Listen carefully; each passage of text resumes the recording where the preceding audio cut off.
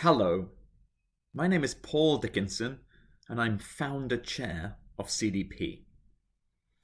It's a great pleasure and honour for me to be with you at the CDP Turkey 2022 conference, the 12th in the series so far. Now this is an important time because we've just had the launch of the latest report from the Intergovernmental Panel on Climate Change.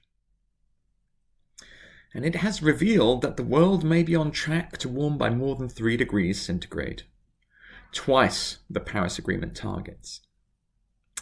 Now, the good news is that Turkey has recently ratified the Paris Agreement. Congratulations. The bad news is that this is partially a result of society in Turkey moving in response to terrible wildfires in your beautiful country. The other bad news, I'm sorry to say, but you probably already know this, it is that extreme weather will get worse for all of our lives, and quite possibly for that of our children, and even potentially for our grandchildren too. And that's what this is all about.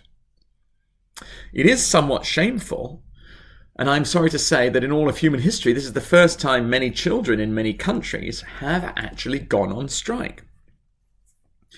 Parents love and will do anything to protect their children from immediate threat. But we need to extend that instinct to a less immediate threat, but one that is just as frightening to children as war or famine. Although, to be honest, the threat of climate change may lead to both war and famine. Now, the findings of the CDP Turkey 2022 report support the case for clarity of public policy direction and targets. This is really the time for governments to lead in response to climate change. The theme we need to emphasize is that ending public policy uncertainty and embracing the new business normal will be the key to business success. So what does that mean? All industry is changing.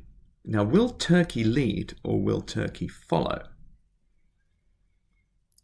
Never imagine climate change is smaller than you think. The world is changing in every way.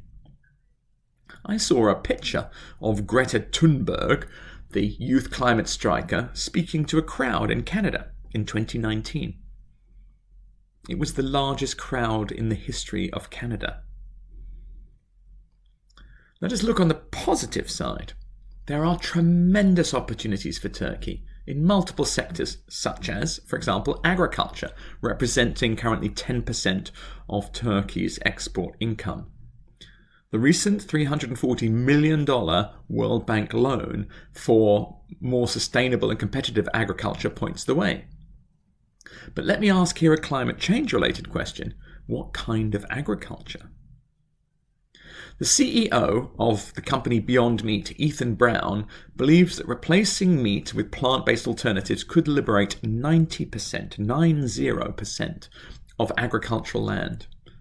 Certainly, the Intergovernmental Panel on Climate Change demand we replace meat, and let me tell you, Beyond Meat is now available. Their delicious hamburgers, which I think taste better than meat hamburgers, are available in McDonald's around the world. And their main competitor, Impossible Foods, have their plant-based burgers available in the global Burger King chain. These companies are using food science, which is the opposite of cooking. Instead of making the same things taste different, which is cooking, food science makes different things taste the same. And this has enormous implications for agriculture. But I mentioned that that's just one industry. Other revolutions are now happening in transport, in energy, in home insulation here in Northern Europe, in home cooling further south. And the revolution is also in manufacturing, it's in distribution. I encourage you to look at the CDP report findings to learn more about how our world is changing. Now, let me conclude with a few highlights from the companies reporting to CDP in Turkey. And I'm going to focus not actually on so to say, mitigation, greenhouse gas emissions, but the critical adaptation issue of water security. There's been a 22% increase in companies prepared to disclose this year on water issues in Turkey, which is great.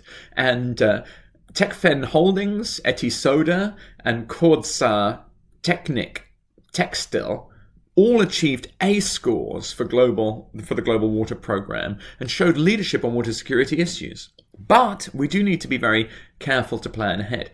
66% of responding companies reported that more than half of total water withdrawals were sourced from water-stressed areas, which is much higher than the previous year, at 53%.